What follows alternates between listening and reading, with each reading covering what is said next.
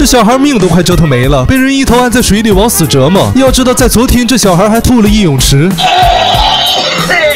此时景太郎看到这种虐童式的教学方法，直接惊了。死不死的先放一边，难道真的不怕他在这个游泳馆颓废不学了吗？但教练却讲到，学不学和自己有什么关系？自己的任务只是把该教的教给他而已。很快，景太郎便发现，原来这种教学价值观其实是女王馆长传递给他们的。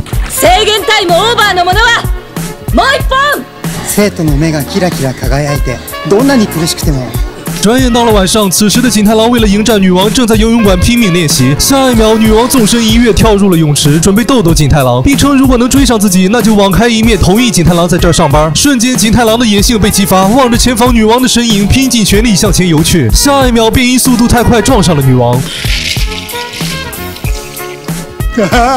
此时，女王也承认了景太郎的能力，但突然，女王回头看了一眼景太郎后，瞬间勃然大怒，而原因就是女王生气的样子。随后，景太郎便被女王踢出了游泳馆。